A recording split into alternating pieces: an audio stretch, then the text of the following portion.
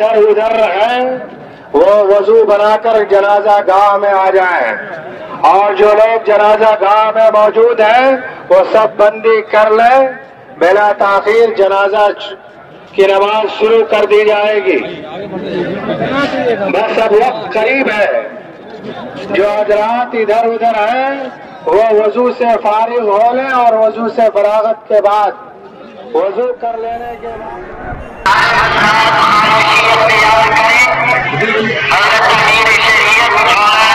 मोहम्मद साहब रहमानी مرقدہ की नमाज जनाजा शुरू होने जा रही है। तमाम हज़रात खामोशी इख्तियार करें। दरमियान में हर 3-4 हर्फ के बाद मुकब्बिर बन जाएंगे ताकि पीछे तक आवाज पहुंच सके।